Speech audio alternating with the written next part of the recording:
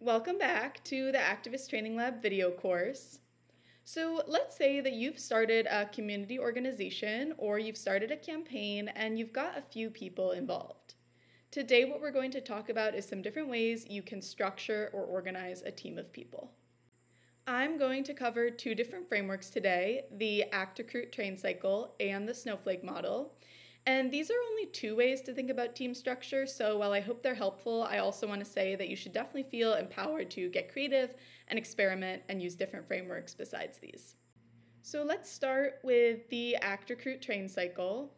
I'm not sure who invented the Act, Recruit, Train cycle, but I first learned about it in the fossil fuel divestment movement. I later used it a lot when I was part of Sunrise Movement. And I know that a lot of other organizations have used it as well. So let's dive right into what it is and how it can help you think about team structure. The idea of the Act, Recruit, Train cycle is that after each action you hold or tactic that you use, you then recruit the people who are part of that action and encourage them to get involved in your campaign. Then you train the people that you've recruited so that they have the skills to plan more actions and recruit more people, and then those new people are trained to plan more actions and recruit more people, and so on and so forth. And when it's done well, this can help your movement grow in size and develop leadership. So here's an example of an Act, Recruit, Train cycle.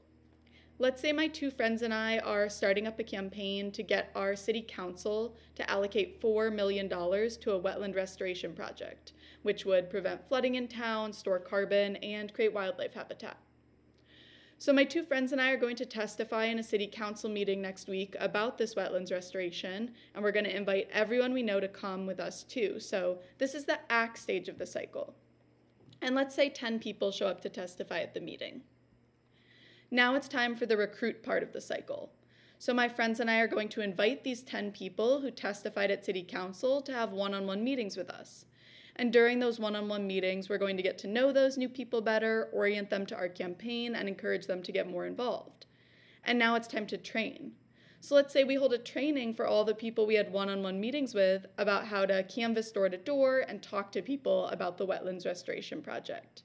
And then when the training is done, it's time to act again. So now we're going to take the people we trained and we're all going to spend 2 weeks canvassing door to door, and we're going to ask the people we canvass to sign a petition supporting $4 million for wetlands restoration. Now it's time to recruit again. So we're going to invite the people who signed that petition to come to a big campaign meeting, and then we're going to have one-on-one meetings with the people who show up to the big meeting. So that's our recruitment stage. And then we're back to train. So everyone we recruited from the last city council meeting and from canvassing, we're going to train them to testify in the next city council meeting.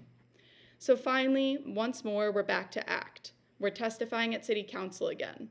Last month, you may remember, we had 10 people testify, but now, because of all the work we put into recruiting and training more people, this time we have 50 people testify, and our campaign has grown in power by using the Act, Recruit, Train cycle. So how does that relate to team structure?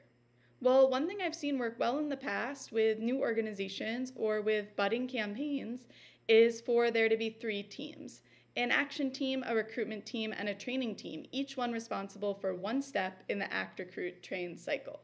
So let's look at how that might work. Going back to the same wetlands restoration campaign example, I had said before that we started that campaign with 3 people, me and my 2 friends.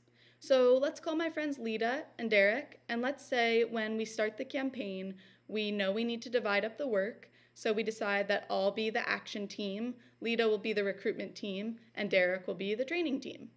And so Lita, Derek, and I have regular meetings to coordinate our work, to discuss strategy, planning, and timelines, but then we each take on a specific area of responsibility. So since our first action was testifying in City Council, I would organize that and kick that off as the action lead, preparing the materials, making sure that people show up, coordinating the event on the day of. Lita, as the recruitment person, would make sure that everyone who comes to that testimony at the meeting signs a sign-up sheet sharing their name and contact information, and then she would be responsible for setting up one-on-one meetings with them and encouraging them to join one of our teams. Now Derek, as the training person, would step in and run our How to Canvas training. Then I would be back up to bat again as the action lead, and I would organize and lead our canvassing events. And then when those are over, Lita is responsible again for making sure that everyone who signs our petition while canvassing receives an email or phone call inviting them to our next campaign meeting, and she's also responsible for having one-on-ones with all those new people, and again, encouraging them to join one of our 3 teams. And so by now, we probably have maybe a few people on each team. It's not just me, Lita, and Derek. We have, a couple people on action, a couple people on recruitment, a couple people on training, and we can collaborate and share the workload, and our campaign is growing in power and capacity. And at a certain point, if these teams became too big, let's say more than 6 to 8 people each, we might want to subdivide them into teams within teams for different types of actions or types of recruitment and training. And we might also want to create a core leadership team that was responsible for steering and coordinating the campaign as a whole. The idea of a core leadership team actually brings us really nicely to the next framework that I want to talk about, which is the Snowflake Model. And to talk about this, I'm going to draw once again from my favorite online organizing handbook, which I've talked about in previous videos, Organizing People, Power, and Change, adapted from the work of Dr. Marshall Gans and other organizers. So here is a diagram that shows what the Snowflake Model looks like. And you can see that the Snowflake Model is made up of small, interconnected teams of about 5 people each.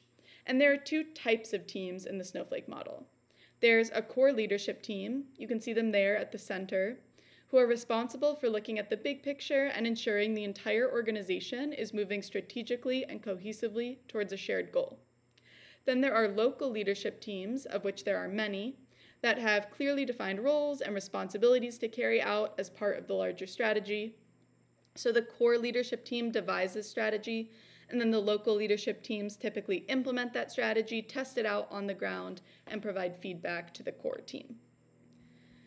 There are a few more key traits of the Snowflake Model, and the model doesn't function well without them, and those principles are a sustainable number of relationships, mutual accountability, and clearly defined roles and responsibilities. So let's look at each of those.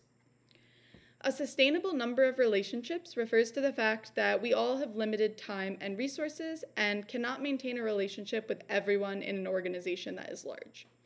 So you should focus on maintaining relationships within your team through regular team meetings and maintenance one-on-ones, and then focus on 1 or 2 relationships that connect you to the organization as a whole. For example, the leader of a local team might want to check in regularly with a member of the core team. Mutual accountability means that the Snowflake Model is not supposed to be an absolute top-down hierarchy. So to quote the Organizing People, Power, and Change handbook, members of an organization should be mutually accountable to each other, mutually agree on tasks, and expect results from and provide support to each other. So someone within the core leadership team may assign a local leadership team with a task, but someone within a local leadership team is just as likely to assign the core leadership team with a task. And the last key feature is clearly defined roles and responsibilities, and this mostly refers to the fact that every team should have a specific purpose, and each person within a team should have a specific role or responsibility that they are accountable for. So that is a basic overview of the Snowflake Model. I've included some supplementary resources in the caption of this video so you can learn more and actually get a detailed and in-depth perspective on it, including by reading the entire 5-page section on it in the Organizing People, Power, and Change handbook. So check out the resources in the caption if you want to learn more. For the final part of this video, I'm just going to review a few key traits that I think all good team structures have in common. There are a few key traits that are present both with the Act, Recruit, Train cycle structure and the Snowflake Model, and with, in my opinion, most effective team structures in community organizations. So here are some things to keep in mind. The first is that relationships are essential to healthy teams, and that means that one-on-one meetings are essential as well. So you need to plan a lot of time and energy for having one-on-one meetings with people, and I promise that it will pay off. It is really critical to bake recruitment one-on-ones with new members and regular maintenance and escalation one-on-ones with existing members into your structure. The next thing is clear, quick, and transparent communication. So you really need to think about how communication will flow within teams and within the whole organization. So how will you use regular team meetings and whole organization meetings to foster communication? How will you use one-on-one meetings to make sure information flows quickly and clearly? How will email, texting, Slack, and other communication methods supplement your meetings and one-on-ones? And how will you make sure that teams stay interconnected instead of disconnected and unsure what other teams are working on? And the final thing is that leadership is key, which we've been emphasizing in video after video. Campaigns need leadership. As many people as possible should take on specific roles and responsibilities. So try to make sure that leadership is distributed widely across your organization and that your structure accounts for every person involved having the opportunity to have a clearly defined role. There's a lot more that I could say about this topic, to be honest, but I feel like this video has been long enough already. So the final thing I'll say is just that a good structure can make an organization democratic, empowering, effective, and purposeful, while an unsuccessful structure can make it confusing, chaotic, ineffective, and frustrating. So really take the time to think through what your structure will be and make sure that it aligns with your long-term goals and your values.